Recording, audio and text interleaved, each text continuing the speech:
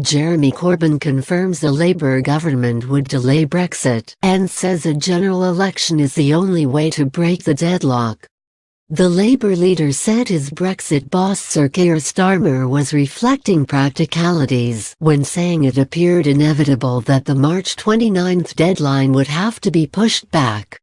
In a major Brexit speech in Wakefield yesterday, he said a general election was the only way to break the deadlock on Brexit and said an incoming Labour administration would need time to renegotiate a deal with Brussels.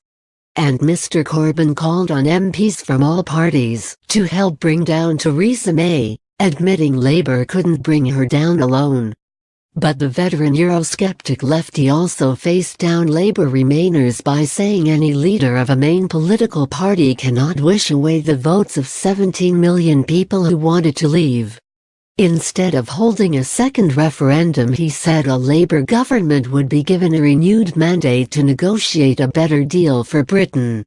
He said Sir Keir Starmer was reflecting practicalities when he said the March 29 deadline would have to be pushed back. He also risked infuriating Labour members further by saying a second referendum was only an option on the table if he fails in his bid to force a general election. Mr Corbyn contradicted several members of his frontbench over when Labour would launch its bid to trigger a general election through tabling a no-confidence vote.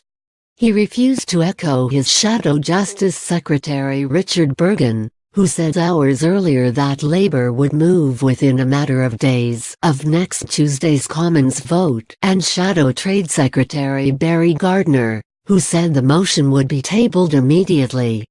Instead, Mr Corbyn said, "Labour will table a motion of no confidence in the government at the moment we judge it to have the best chance of success."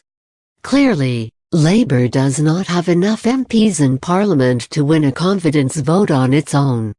So members across the House should vote with us to break the deadlock.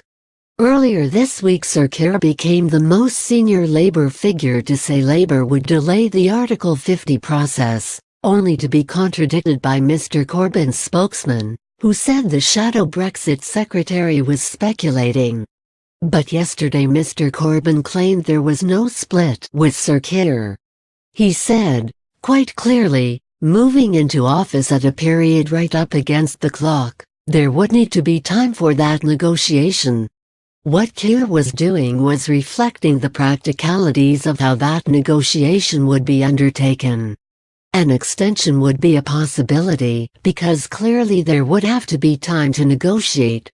Tory Deputy Chairman James cleverly accused Mr Corbyn of playing politics at the expense of the national interest, by demanding a general election. He added, Labour only want to frustrate Brexit and play politics with these negotiations for their own political gain.